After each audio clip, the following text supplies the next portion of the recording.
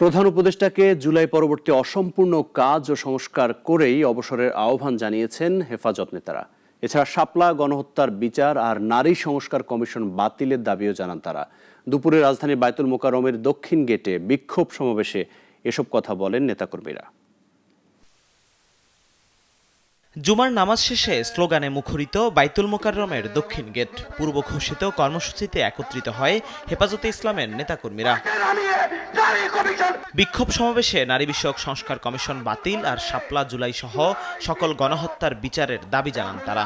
নারীদের সম্মান আমরা দিতে চাই, কিন্তু নাস্তিকবাদ যারা নারী বিদ্বেষী, নারীদেরকে ভোগের বস্তু বানাইতে চায়, তাদেরকে জানাই দিতে চাই ইসলাম বিরোধী, কোরআন সুন্নাহ বিরোধী কোনো আইন, কোনো বিধান বাংলার মুসলমানে করতে দিবে না।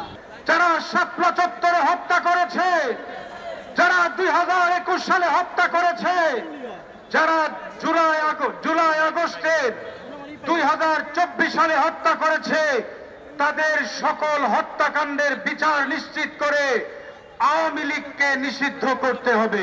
ফিলিস্তিন ও ভারত সহ মুসলিম গণহত্যা বন্ধেও প্রতিবাদ জানান নেতারা। এছাড়া দ্রুত হেফাজত নেতাকর্মীদের মিথ্যা মামলা প্রত্যাহারের আহ্বান জানানো হয়। বর্তমান সরকারকে এই নারী সংস্কার কমিশন বাতিল করুন এবং ইসলামিক স্কলার নারীদের সমন্বয়ে কমিশন গঠন করে আবার প্রস্তাব তৈরি করুন। এই 19 সরকারকে বলতে চাই, আপনি অনতিবিলম্বে হেফাজতের 4 দফা দাবি বাস্তবায়ন করুন। নারীদের সম্মান অক্ষুণ্ণ রাখতে চায় হেফাজত, তবে ইসলামী বিধি কার্যকর করেই। সরকারের প্রতি দাবি জানানো হয় শাপলা গণহত্যার বিচারের দাবিতে কমিশন গঠন আর সুষ্ঠু নির্বাচনের।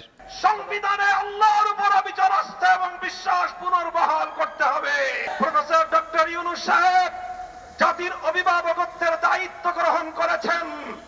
আমাদের সেনা প্রধান বাংলাদেশের অন্যতম স্তম্ভ। যার যার জায়গা থেকে আপনারা দায়িত্ব পালন করুন। আপনারা ব্যক্তিগত মান অভিমান এবং ক্ষোভ থেকে এদেশের 18 কোটি মানুষের স্বপ্নকে ফিকে হতে দিতে পারেন না। আজকের মঞ্চ থেকে শাপলার গণহত্যার বিরুদ্ধে রাষ্ট্রের পক্ষ থেকে কমিশন গঠনের দাবি জানাই।